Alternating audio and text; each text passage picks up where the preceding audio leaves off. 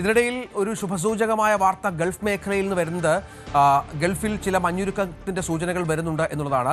UAE vice പ്രസിഡന്റുമായി Iran parliament speaker സംസാരിച്ചു. നമുക്കറിയാം ഇറാന്റെ രാഷ്ട്രീയത്തിൽ വളരെ പ്രധാനപ്പെട്ട ഇടപെടൽ നടത്തുന്ന ഒരാൾ കൂടിയാണ് MB ഗലിബാഫ് എന്ന അവിടുത്തെ സ്പീക്കർ.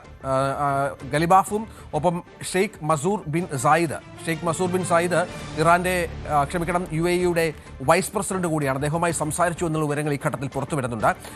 സംഘർഷങ്ങൾ അവസാനിപ്പിക്കുന്നതിനെക്കുറിച്ചാണ് ഇത്തരം സംസാരങ്ങളെന്നാണ് മനസ്സിലാക്കേണ്ടത്. UAE നിരന്തരം നേരിട്ട ആക്രമണങ്ങൾക്ക് ശേഷം ഇരു രാജ്യങ്ങളും തമ്മിൽ നടന്ന ആദ്യ ഉന്നതതല ചർച്ച കൂടിയാണ് ഇത്. ഇതിൽ പരമപ്രധാനമായി ഉള്ളത് അജയ്, നമുക്കിതിൻ്റെ ഒരു പശ്ചാത്തലത്തിലേക്ക് കൂടി നമ്മുടെ കണ്ണൊന്ന് പായിക്കണം. കാരണം മറ്റൊന്നുമല്ല, കഴിഞ്ഞ കുറേ ദിവസങ്ങളായി ഈ വെടിനിർത്തൽ കരാർ നിലവിൽ വന്നതിന് ശേഷം ഇറാന്റെ ആക്രമണങ്ങൾ തുലോം കുറഞ്ഞിട്ടുണ്ട്. ഗൾഫ് മേഖലകളിലേക്ക് UAE അടക്കമുള്ള സ്ഥലങ്ങളിലേക്ക് കുറഞ്ഞിട്ടുണ്ട്. അതൊരു വളരെ പ്രധാനപ്പെട്ട കാര്യമാണ്. ഏറ്റവും പ്രധാനപ്പെട്ട കാര്യമെന്ന് പറയുന്നത്, അതിൽ മറ്റൊരു പ്രധാനപ്പെട്ട കാര്യം എന്ന് പറഞ്ഞാൽ UAEയിലൊക്കെ സ്കൂളുകളൊക്കെ തുടർച്ചയായി ഉള്ള ക്ലാസ്സുകളിലേക്ക് പോകുന്നു, സാധാരണയിലേക്ക് വരുന്നു എന്നുള്ളതാണ്. അപ്പോൾ അത്തരമൊരു സാഹചര്യം നിലനിൽക്കുമ്പോൾ ഇത്തരമൊരു ചർച്ചയ്ക്ക് കൂടി കളമൊരുങ്ങുക എന്നുള്ളത് വളരെ പ്രധാനപ്പെട്ട ഒന്നാണ്. ഇനിയും തങ്ങളെ ആക്രമിക്കാതിരിക്കുക എന്നുള്ള ഡിമാൻഡാണ് UAE ഈ ചർച്ചയിൽ ഉന്നയിച്ചത്. തീർച്ചയായിട്ടും. അപ്പോൾ ഈ ഒരു കൂടിക്കാഴ്ച അടക്കം ഇപ്പോൾ ഈ സമാധാനത്തിന് ഈ മഞ്ഞുരുക്കം ഉണ്ടാകുന്നു എന്നുള്ളതിന്റെ സൂചനയായിട്ട് നമുക്ക് എടുത്ത് പറയാൻ കഴിയും. കാരണം കഴിഞ്ഞ ആക്രമണങ്ങളിൽ ഈ പശ്ചിമേഷ്യയിൽ സംഘർഷം ഏറ്റവും കൂടുതൽ നിലനിന്നിരുന്ന ഘട്ടത്തിൽ ഏറ്റവും കൂടുതൽ ആക്രമിക്കപ്പെട്ട രാജ്യങ്ങളിലൊന്നായിരുന്നു UAE എന്ന് പറയുന്നത്. ഇപ്പോ ബഹ്റൈനിലടക്കം തുടർച്ചയായിട്ടുള്ള ആക്രമണങ്ങൾ ഉണ്ടായിരുന്നു. പല നഗരങ്ങളിലും ശക്തമായിട്ടുള്ള ആക്രമണങ്ങൾ നിലനിന്നിരുന്നു. ഇപ്പോൾ മിസൈൽ അതുപോലെ തന്നെ ഡ്രോൺ അവശിഷ്ടങ്ങൾ തകർന്നു വീണ് പല കെട്ടിടങ്ങൾക്ക് നാശനഷ്ടങ്ങൾ സംഭവിച്ചു. പല ആളുകളും കൊല്ലപ്പെടുന്ന അവസ്ഥയുണ്ടായി.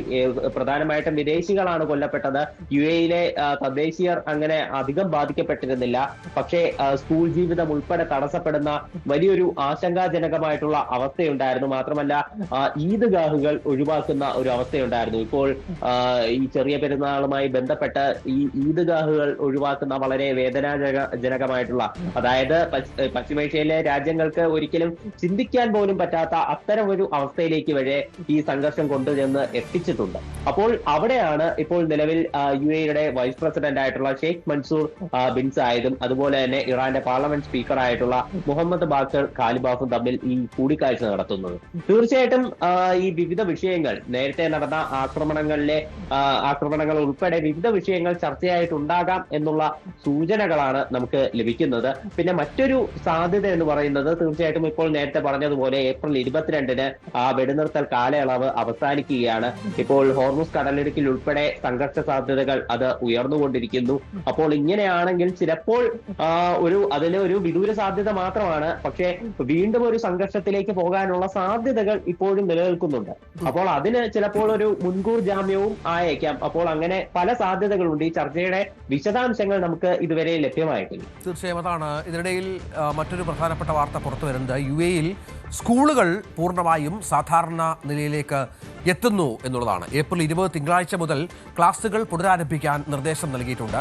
എല്ലാ എമിറേറ്റ്സുകളിലും നിർദ്ദേശം ബാധകമാണ്. ആവശ്യമെങ്കിൽ സ്വകാര്യ വിദ്യാലയങ്ങൾക്ക് നേരിട്ടുള്ള ക്ലാസ് പഠനവും ഓൺലൈൻ പഠനവും ഒന്നിച്ചുള്ള ഹൈബ്രിഡ് രീതി അവലംബിക്കാം. രാജ്യത്തെ സ്കൂളുകൾ ഇതിനായി ഒരുക്കങ്ങൾ ആരംഭിച്ചിട്ടുണ്ട്. യൂണിവേഴ്സിറ്റികളിലും ഇതേ ദിവസം ക്ലാസ് പഠനം പുനരാരംഭിക്കാൻ ഉന്നത വിദ്യാഭ്യാസ മന്ത്രാലയം നിർദ്ദേശം നൽകി. തുടർച്ചയായുള്ള ആക്രമണങ്ങളെ തുടർന്നാണ് ക്ലാസുകൾ പൂർണ്ണമായും ഓൺലൈനിലേക്ക് മാറിയിരുന്നത്.